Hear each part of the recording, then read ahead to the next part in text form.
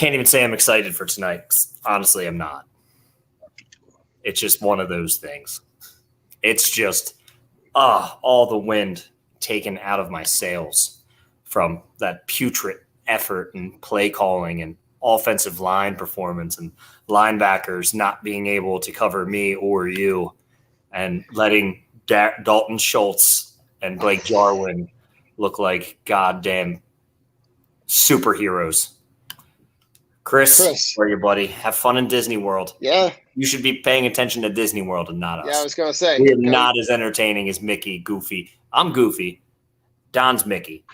Go do the fireworks, Chris. Yeah, dude. Go to Magic Kingdom. Go do the fireworks. Go do all that fun stuff, man. 9:00 fireworks, I think, isn't it every night, I think? Or maybe on Fridays. I'm not sure, Chris. No, every night. Have fun. Have fun. Yeah, catch us on the podcast. Yeah, catch up later. Go have fun at Disney World. Oh, man. But I mean, just Rich, just so bad on so many levels. And I think at every level of that game, there was not a whole lot of positive stuff to take out of it. And I know that's the thing we've been preaching. Is kind of take it game by game, look for improvements, look for week to week. But I think what we've seen in the last 2 weeks is regression compared to what we saw in week one. And I think you saw a young coach get behind early and, not able to have him be able to figure it out and work his way out of it. He didn't figure it out from the jump, Don. Like, let's be real. And then you look at the stat line, and it's even worse. And exactly this. How do you only run the ball 3 damn times all game? Like, how is that possible? Like, I understand. Listen, I'm not going to sit here and say and be a guy who's an advocate for we need to run the ball 90% of the time or even 50% of the time. I am not an advocate of – I am a very pass-happy guy. I like quarterbacks who can sling the rock. That's awesome if we have a running back who can do so. I am not we need to run the ball down their throats because let's be real, the NFL's changed. That's not – you get more penalties going after wide receivers than you do running the ball. So you have to cater to the rules of the league and how the rules and how the league's adapting. So right at the same time, like you have to like I agree. You have a good running back. Like Miles Sanders is, and let's just call it like a top 15 running back if you feed him. But if you don't, then he becomes a liability because he's not as reliable as catching the ball out of the backfield. He's also to me, I don't see, like, I understand why they went away and they passed because they got so far behind that they thought it was the only way that they were going to be able to catch back up. But the funny thing for me is, like, you're in the third quarter when you're down multiple touchdowns and you're running play action pass, but you haven't run the ball. So you haven't established the run to be able to – it doesn't work. Run a play action pass. And Rich, tell me the last time you saw them run a play with a quarterback under center. Because they pretty much ran everything with Wentz and Hurts. 2019. I'm going to say that was probably the last time I saw a quarterback under center for the Philadelphia Eagles. 2019. It's been a while, and it's become a dead giveaway for any type of if you're going to run the ball internally. It's a dead giveaway, but they don't consider anything else other than putting Hurts in a shotgun. But you're not putting him in places to be successful, and his play is becoming more and more suspect each week. If you want to talk about success, Don, we got to talk about our sponsors. La Train watches. We want to talk about successful watchmakers who put out a beautiful product, a beautiful watch, handcrafted, American-made watch. Go to la-touraine.com and use the promo code DOB to get your successfully built, beautiful, well-oiled machine of a watch. Why? Because that's what you need to do. Because if you want success, you get a La Touraine watch. Thank you for our sponsor. But as you were saying, Don, I understand the whole success. Ooh, Pump King. Very good. All right. I see you. A Southern Tier. Yeah, man. Would you like to be our sponsor? Or Evil Genius, local Philly. We're going to have a sponsorship competition. Who wants to sponsor us? And who wants to send us all good beer? Because that is good beer, good merch. All we care about. Drunk on Ice is coming out soon, Chris. So, go ahead, Don. Chris. So Jason and I were talking, and we are looking at Thursday, October. Hold on. It would be Thursday, October 14th. 14th. Good date. Good date. Because hold on. Nope. Hold on. That is not, that's a lie. I'm lying. I don't want to lie to our audience. Thursday, October 8th, because we didn't want to do it on the 14th because that is the Thursday night game of the Eagles and Bucks. It would be the 7th, Don, because Friday's the 8th. Well, whatever that Thursday is, Rich. It's the 7th. If I could have screwed that up anymore by getting the date, the day of the week, and any other thing in between mixed up. And that is what we call the Philadelphia Eagles coaching staff. Don just put them on display. Adam asked, how much blame do you put on Hurts or the coaches? Listen, I'm going to keep that up there. I'm sorry. Yeah. The coaches were terrible. Like, let's be real. The play calling was bad. The game plan was awful. But Hurts, there's a lot of blame. It's the same. What was my main concern? What was my main concern with Hurts this year, Don? Arm. Just throwing the ball to the outside. If you can't throw the ball to a wide receiver on the outside and hit them in the chest or even make a simple 20-yard out route, right, you're going to have problems. And that is my issue with Jalen Hurts. I'm not going to keep – not for you, Adam. It's just for me. And when I say I'm not going to keep repeating myself, this is just me telling me. I have to stop repeating myself because that's my concern. Jason, what's up, buddy? How you doing? We're not doing too well. That's why we're wearing black. But I love the full court press stuff. I love it, Don. Love it. Listen, I wore this to inspire Big T Will to hear the epic rant of the shaming of Ben Simmons. And that's something we can talk about later if we want to. But he's on my pay no mind list. Yeah, he's become a hate to face. Yeah, it's just it comes down to if you don't want to be here, I don't want to talk about you because I'm not wasting my time. I'm done with you. Goodbye. I'm checked out. I'm drunk on anger. Yeah, I'm drunk on whatever I can get my hands on. So I understand that. That should have been the name of our show. Thanks, Jason.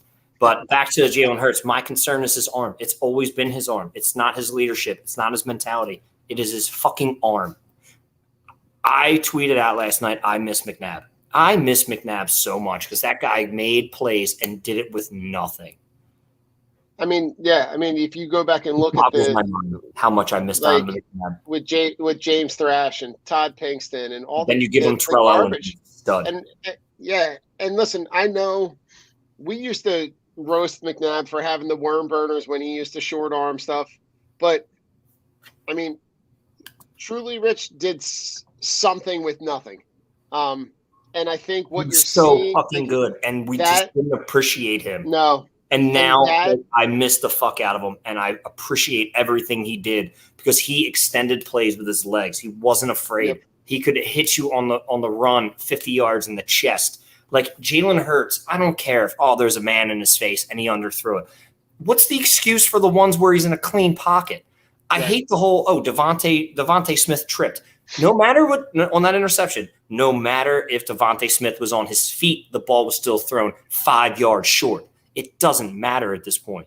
Well, and really Rich, how doesn't do it. about the one pass to Goddard, where there's literally no one in between him and the end zone, Yeah. and he's at midfield, and he's running a route towards the sideline, and it's short, and there was no pressure.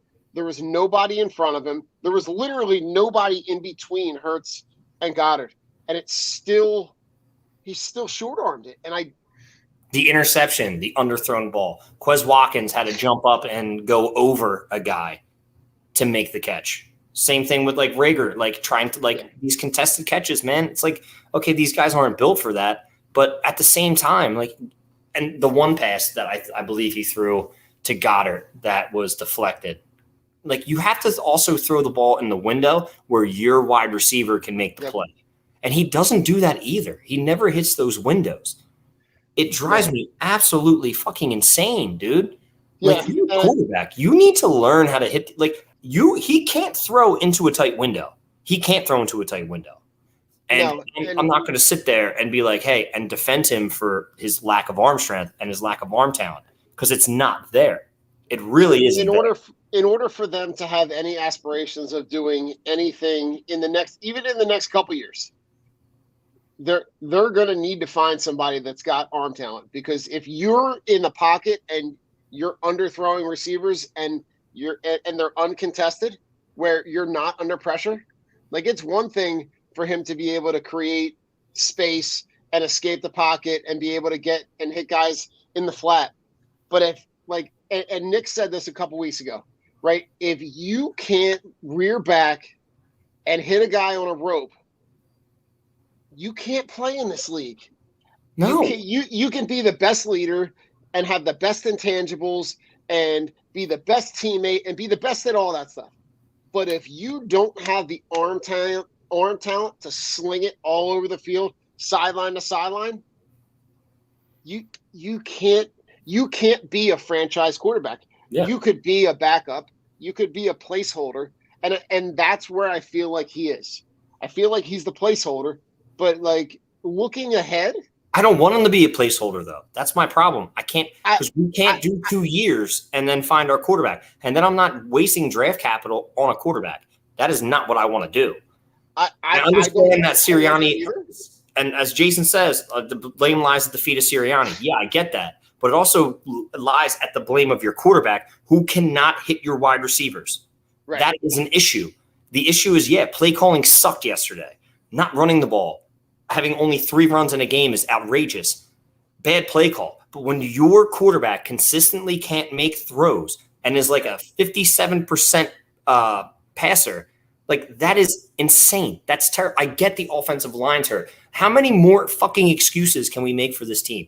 Like, I'm sick of all the excuses. I'm sick of and Jay, I'm not like coming at you. I'm just saying this is how I feel. Unacceptable or not, I don't give a fuck about veteran presence, Jay. Yeah. I'm not coming at you. It's just, I'm sick of all this shit. We don't need veterans, dude. You need somebody to step the fuck up and make a play. All this is excuses. I'm not saying you're making them, but I understand your point and where you're coming from. Yeah, maybe we do need a veteran to step up and say something, but we don't have it. So you have to turn to somebody else, and somebody else has to step up and be that leader. I don't care. We don't need veterans walking around smacking dudes in the head and saying, hey, be better, be this. You are a paid professional athlete. Right. You have the mindset of kill or be killed. My job is on the line every single year if I don't perform. If you don't perform, leave. But no, in Philadelphia, you underperform, you get a fucking contract because they're afraid to let you go and go to a competitor and be good. So they'd rather you be mediocre or terrible on this team. Waddle and Chase are doing well because they're good wide receivers. Right. And they're secure. Waddle's a security blanket for Jacoby Brissett. They design plays for him. Jamar Chase has a quarterback who can throw deep. Inaccurate as fuck at most times in Joe Burrow. But Jesus Christ, he can sling the rock. He can throw the pigskin around. We have Devonta Smith running stupid fucking out routes when he's not even being looked at because Hurts can't even get through his read. Even on the touchdown pass, when Ertz was wide open, it took 3 seconds for him to get that ball because Jalen Hurts was staring at the back of the end zone. I understand the problems that the Philadelphia Eagles are having, but I'm not going to say that I'm not upset and not happy with Jalen Hurts. Granted, it's only his seventh game. Start. I get that. The organization does suck, Jay. We know this. The coaching is terrible, but you also have a quarterback who can't get through his reads, who is completely inaccurate, who just folds when he has to make a big throw. And it's one read and done, right? It's one read and one read. That's it. I'm staring, and he doesn't get intercepted more. Makes me think, because he stares down wide receivers. He is worse than Wentz at staring down wide receivers. Wentz is fucking terrible. I love Jalen Hurts. Don't get me wrong. It sounds like I'm coming at the kid really hard, but I expect better from him because he holds himself to a pedestal and to a high pedigree, and I like that. But I hate the stupid fucking analogies. Oh, well, if you take poop, you flush it, right? And then you forget. Like, no, dude, like what? Stop saying stupid stuff. Just be like, I messed up. I need to get better. Right. Go out there, pump some iron, get that arm strength up, and do whatever you can to help your team be successful. If Sirianni wants you to throw the ball and you should probably run the ball, audible out. Have some goddamn balls. The one play last night when you could tell, single high safety, Micah Parsons is in the box, but I believe Jalen Smith or Van Der Esch. I'm like, looking at my boy. I'm sitting there watching the game, my buddy Tasso. Shout out to Tasso. I'm like, single high safety, they're going to blitz. They need to audible out and hit a quick strike. What do? Try to run a fucking RPO. Yep. And he gets fucking walloped and sacked. Like, are you freaking stupid? Like, telling me as an NFL quarterback, you don't see that? And Rich, that's the part that I struggle with, is that I'm looking at that, and part of me feels like there are people that are sitting at home on their couch with zero access to anything but YouTube, right? You can watch whatever you want on YouTube. Yeah. That could come up with a better game plan than this team has. Like there was no way that you had the game plan that you had going into that game and you thought it was going to be successful. Like you thought, and the one thing that I don't understand is that there was no pivot, right? There was no holy shit, this isn't working. We need to fucking do something different. We're going to do X. We're going to switch it up. We're going to do this. There was no pivot at all. There was no change at all. Eric Wilson looked like a beat drum last night, but they still kept putting him in coverage. Singleton looked absolutely terrible. Jannard Avery, can't shed blocks. That is the reason why they moved him to linebacker, because he's quick. But he still can't shed blocks. He's getting blocked by CeeDee Lamb. Bro, you're a 280-pound man, and you're getting blocked by CeeDee Lamb. I get it. I'm not discrediting CeeDee Lamb. I don't like being whole. Oh well, but come on, dude. When you play that position, you shouldn't be right. You should be able to shed that block very quickly. I just don't. Trayvon Diggs he looked like he was about ready to eat anybody that showed up in front of him last night too. And he's good, but he's not great. But we made him look like fucking the reincarnation of early Josh Norman, Richard Sherman, Darrelle Revis, right? Revis. I'm sorry, Revis even better. But Ray Bly. What a bust out. I know. That's nice. Ray Bly. I miss Ray Bly. I really do. I love that. But they couldn't get off the field. They couldn't stop the run. They could not have done a worse job last night in all aspects of the game. So if you looked at their defensive line when most of those big chunk plays were happening, it's because of the stupid Gannon, we rotate 4. You need to stop rotating 4. There's no here's the best thing that you looked at. Mike McCarthy is a fucking idiot. Let's be real. He's an idiot. He's a moron. He's Jerry Jones has his hand up his sphincter and is literally controlling him through his poop chute. That's what's happening down in Dallas. He made Nick Sirianni look stupid. Why? Because he knew, all right, I'm going to run the ball. I'll drop back, throw a pass play. Okay, right. We get down to 3rd and 1. All of a sudden, Hargraves, Sweat, Cox, and I don't even want to bring up Derek Barnett's name because that dude is absolutely terrible. More career penalties and sacks. That guy's a fucking waste. I can't wait to go off this goddamn team. Rich, did you see the clip? It's always him. It's No, always yo, it's always him. it's always him because it is. It's always Derek Barnett. It's always something stupid. It's always something, and it's moronic. And without fail, it is always at the worst possible time. Worst time. And then, but then he always has this like stupid like what me look when they're like, and he's like, what did I do? I don't.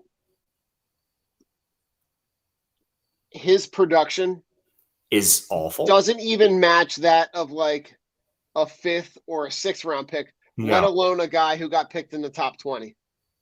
Who was the all-time sacks leader in the SEC? Broke Reggie White's record. Yeah. Well, I don't understand that and how you can be this bad.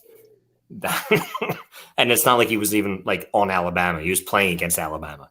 It boggles my mind. But let's be real. You looked at last night. It was terrible. I forgot what I was going to say. Oh, well, Mike McCarthy. Back to Mike McCarthy. Okay. Look stupid.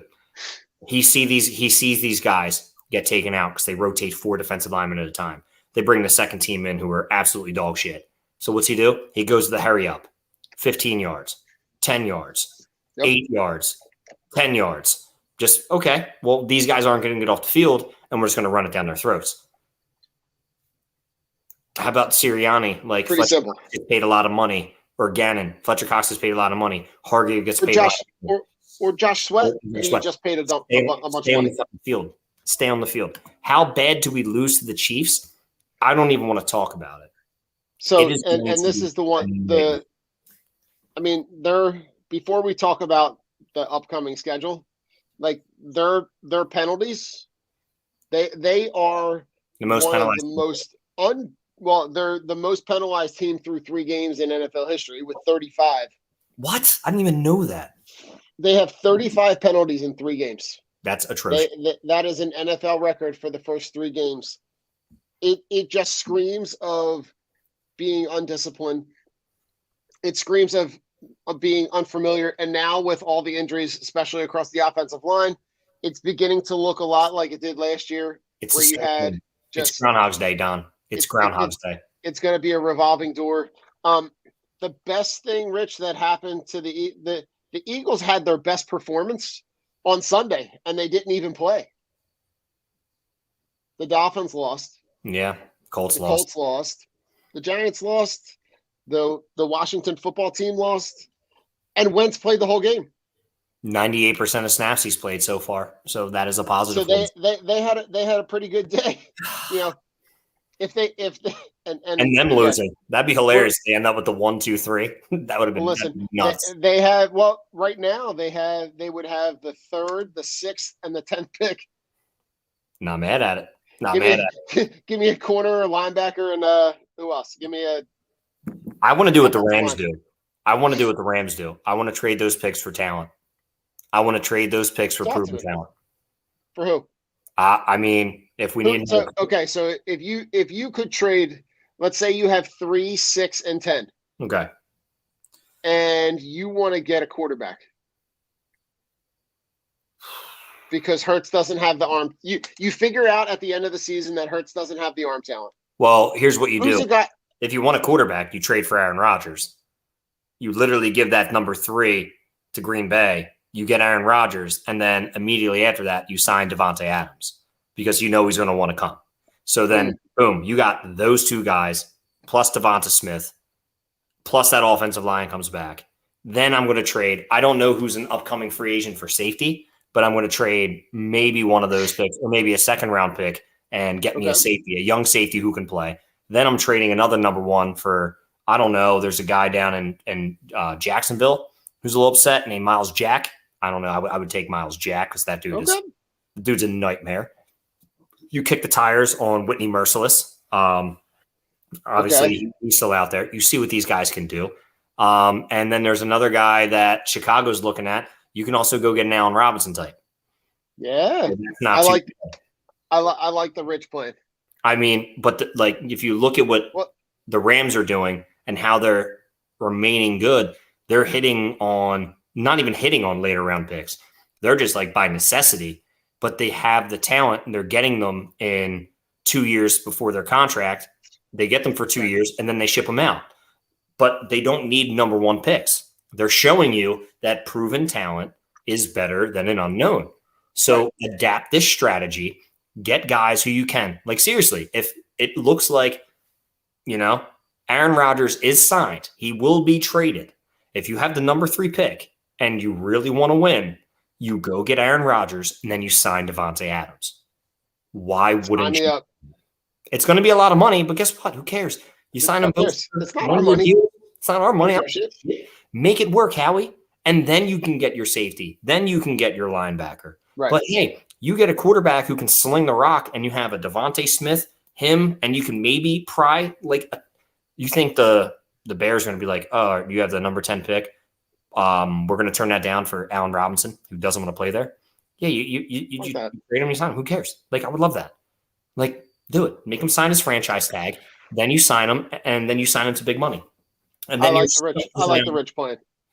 Because in my mind, man. If you've got 3, 6, and 10, right, then but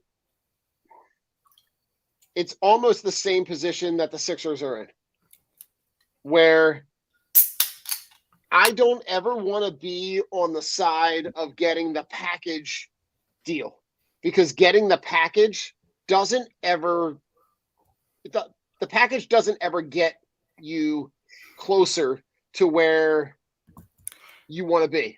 You just missed it, Chip. If you didn't tune in, I had a good plan if things didn't work out. And then you can also trade. It's not even like you can't trade Jalen Hurts if it's that. This is what if scenarios, Chip. This is Marvel's what if in Rich and Don's version of what's going on right now. But then you can also trade Jalen Hurts because and then you can acquire another pick, and then next year you do the same thing. I just love what the Rams are doing. I think it's a good model to build off of because they are literally going out there and saying, we don't need number 1 picks. We would rather have talent, which is extremely smart because, okay, if I trade my number 1 pick this year or my number 3, so we get the number 3 from Miami or Indianapolis, whoever, right? We get Aaron Rodgers. This year's draft is this guy, Aaron Rodgers. And then, okay, gets to the 6th. Then this year's our 6th round pick is Allen Robinson. And this 10th round pick is so-and-so, safety, corner, whatever, linebacker. It makes sense because these guys are way more than what talent that you're going to get coming up. And it might take a few years to develop. A million times better. How many times have we been saying to go back to the analogy with the Sixers, you're in a position to win now. Yes. So you can't, but it makes absolutely no sense for you to trade for guys who are prospective talent.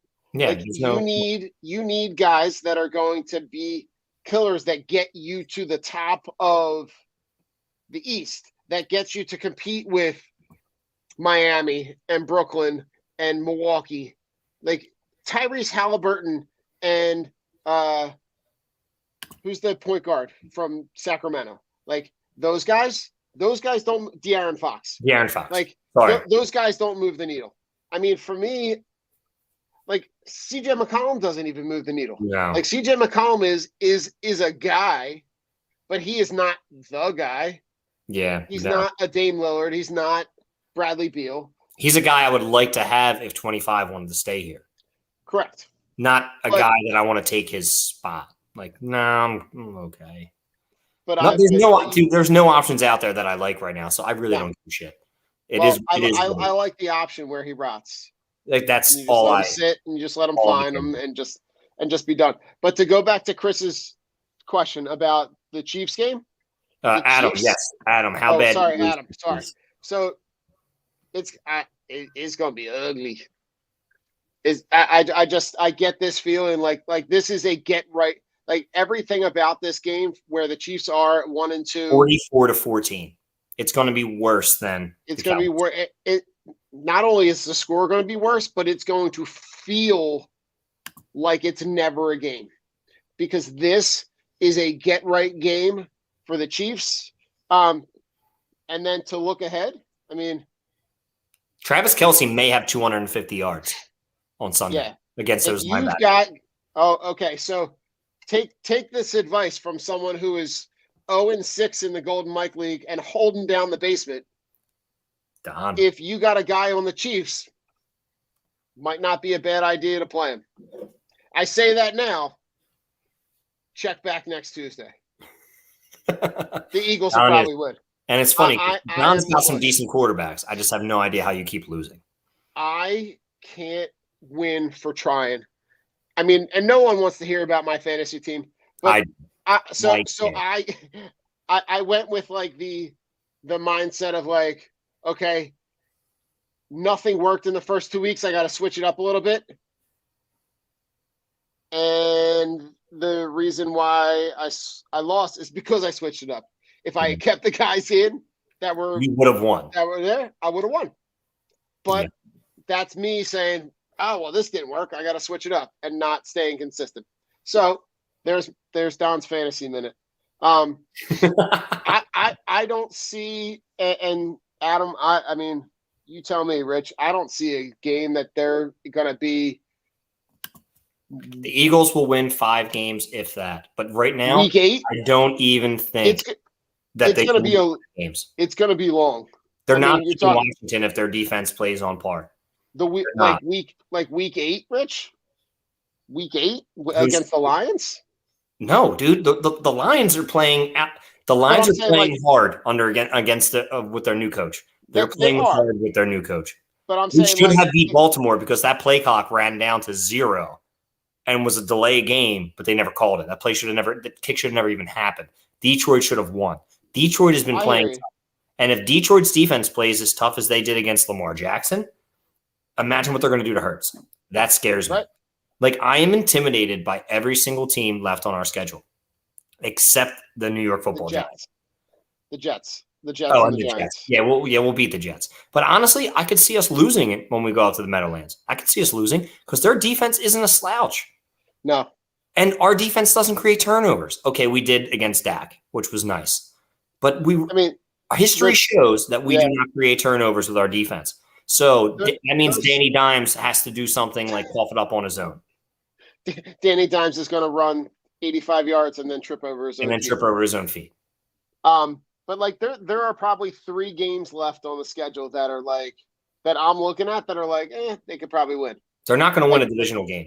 They're not going to win the division. Unless I'm sorry. Maybe the Giants game. We'll win 1. But other than that, I hate to be Donnie Downer, but here's Donnie Downer saying, I don't see a whole lot. The light at the end of the tunnel is not there. Not there. I'm going to hell. It's pretty far away. It's not even close. I'm sitting on the devil's pitchfork right now. Burning my ass. Because I don't see the light at the end of the tunnel. There's nothing there, Don. Like, I get it. And it's not an overreaction. People are like, oh my God, you're overreacting. No, it's kind of being realistic. It's just being realistic. It's being give it another year. Give it another year with Sirianni and see if you can figure it out. Stop with the fucking t-shirts though, dude. Don't wear a beat Dallas fucking shirt and you can't do it. Like, you look stupid. Did you see? Okay. Did you? I have to give it to the Cowboys a little bit. Beat by Dallas. Yeah. Beat by Dallas. Yeah. That was funny. I almost liked it. I'm not mad. That's fun. Yeah. No, I get you. Nick is out, Chris. Nick is out. And Chris, I also didn't post your one comment because I didn't like it. The whole maybe Nick Foles thing. Not gonna. You shut your mouth. I'm just kidding, Chris. But seriously, please don't bring up Nick Foles. Yeah. No. I don't care. None of us care. He's gone. No. We don't need Nick Foles ever. Well, Rich, we have got hockey action. Here's Don's 5 minutes. Here's my 5 minutes. We got the. Here's your not watching. But no, they're playing. So they're playing tonight. They had their preseason schedule is kicking off now. Yeah, they've got their regularly scheduled preseason games with the Islanders and nice. Here the home and homes. I am excited to see this team play because they did make considerable changes to their roster. They got rid of. Season. They were able to clean house a little bit. They were able to get some new guys in. To be able to bring in Atkinson and be able to bring in Ellis and Ristolainen and those guys. I think it's only going. The thing that I love about all their offseason moves was that it really centered around putting Carter Hart in the best position to be successful. I love that. Because last year they left him out to dry on a clothesline in the middle of the summer. In the Sahara Desert. Yeah. It was so bad. So I love that that was the center of the offseason moves. But I just like watching hockey. It's different. It's different. I gotta get back into it, dude. I stopped for a long time. I missed the old Flyers days. I stopped watching. I gotta get just sit down and start watching more games. I just get discouraged when there's something about, because I'm the type of person who feeds off of, I let things bother me way too much. Right. And when I see my teams lose, I can't watch it because I can't afford to be in a bad mood all day because the Phillies haven't scored a run in 20 innings, which is true right now. Or the Eagles get blown out by Dallas after their coach wears a stupid fucking t-shirt that says beat Dallas and gets me all excited. Or the Flyers lose in overtime to the Islanders. Or that shit just irks me. It bothers me. So I need to get back into it because I was always riding, oh man, they're killing it. Oh, look at the Flyers, 10 games in a row they won, and then they lost nine straight. It's oh, well, yeah, I guess this is the team that we thought they were. But I just need to get, I don't know any the new players even in the league. So I need to do a little more studying up and understanding, and I'll be good. Well, that's where our Drunk on Ice show will come in handy because maybe I will be doing our so that first episode that we're going to do in early October is going to be a season preview, go over off-season moves, look at guys that change teams. What's my prediction for the Flyers? I mean, I'm going to say that they finish at or near the top of the division, and maybe they're in contention for that. Do they call it a wild card spot? Why do I sound like a complete moron right now? You got the division winners, so they're going to be in contention for a playoff spot. Is what I think. Okay, I like it. That's kind of where I'm at. But for me, I look at these when I look back at the seasons that the way that the Sixers season ended, the way that the Phillies season played out, and the way that the Eagles season played out last season, and it's now kind of just picking up right where they left off. Yeah. It reminds me, Rich, of the. Do you remember did you ever used to watch the old clips on NFL films where there's the Chiefs coach where he's got the mic on? I think it's at one of the first Super Bowls. And he's what the hell's going on out here? That, I'm driving to school today and I'm listening to the radio and I'm looking what happened? What happened when we were in the late 20 teens going into this this next decade of sports? We thought we were in a fucking awesome spot where we were going to be one parade after another. The Phillies, they add Harper, and the Eagles were coming off the Super Bowl, and what in the ever-loving mother trucker happened? You know what happened. I know what happened, but what is it, Don? It doesn't make me feel. What is it? What happened? What started taking over sports? What started taking over sports? We talk about it a lot. The players. Nope. Begins with an A. Assholes. Nope. What's taking over sports, Don? Analytics. Analytics, Don. That's what's happening with sports. Exactly. Eat the bottle, Don, because that's what's happening. It has nothing to do with. So damn frustrating. It's all about bringing in the wrong guys in all of our organizations who are analytical guys who focus on analytics over pure talent because the numbers say this works. Yeah. Without the right pieces, it does not work. But Don, it is time for our final thoughts. All right. You want me to go first? After you, my good man. All right. So, you know me. I'm always trying to make some show recommendations. So, a couple weeks ago when I was watching one of the Premier League games early on in the morning when I'm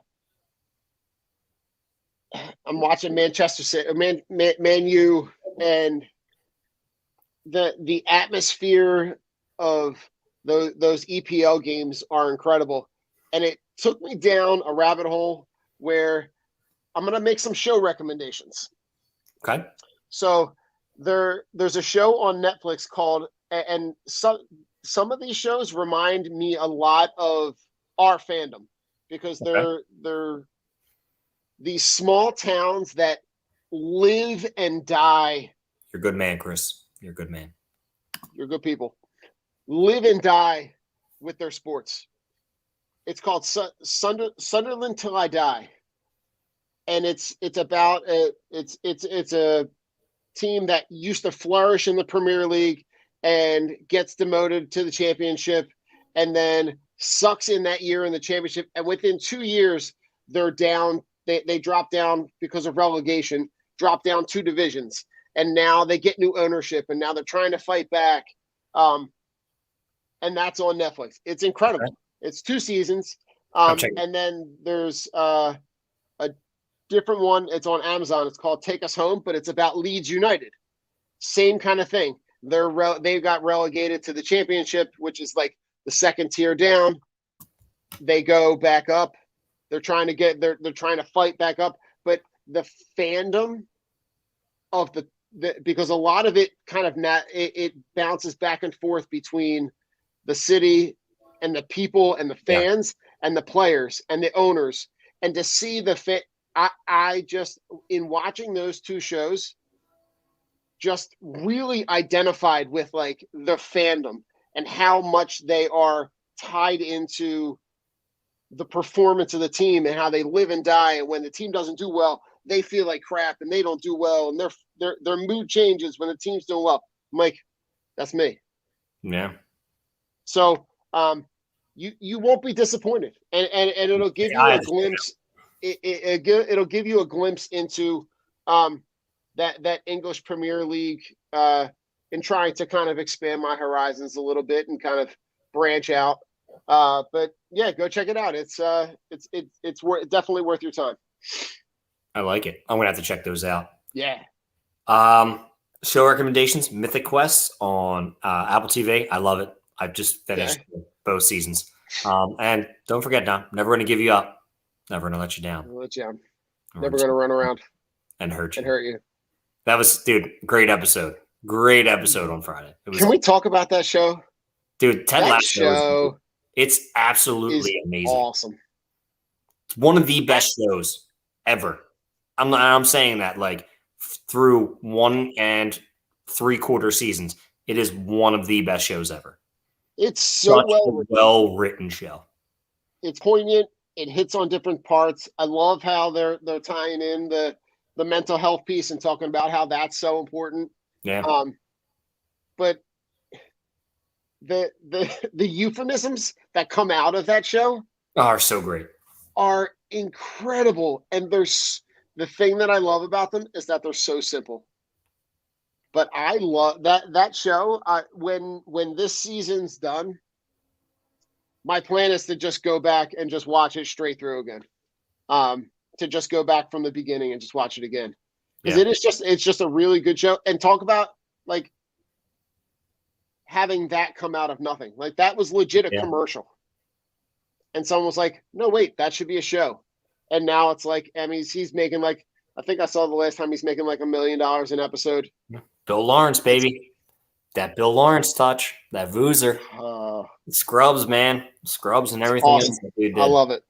But my final thoughts. So, as you all know, me and Don do a lot of fantasy sports, fantasy football. I'm a big advocate. I'm a lover.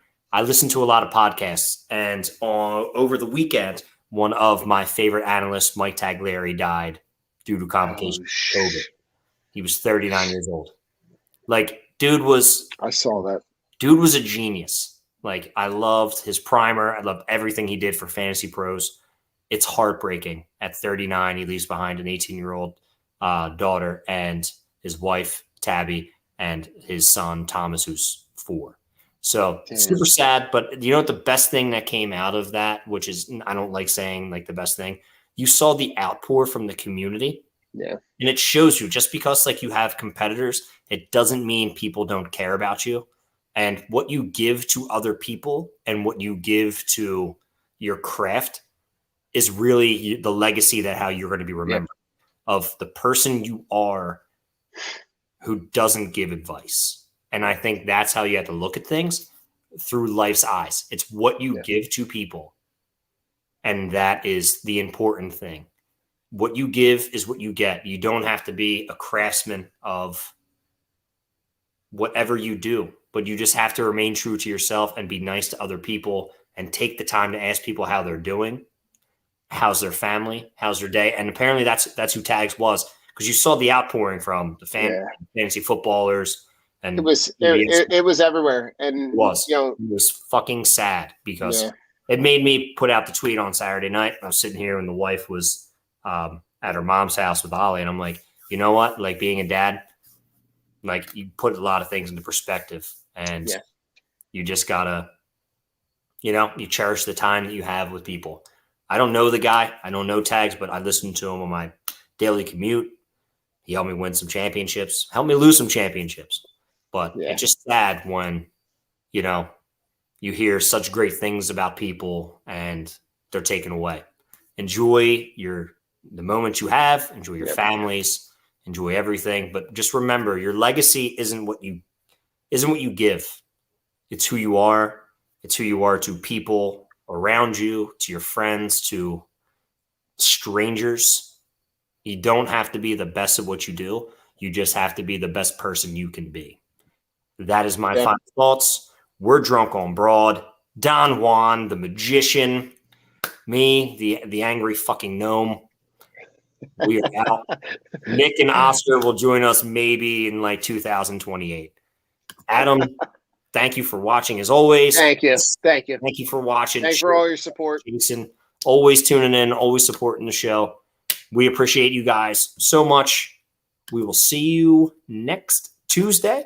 And please do not forget, set the calendars for October 7th, Drunk on Ice with Jason Voorhees and your man, Don Juan.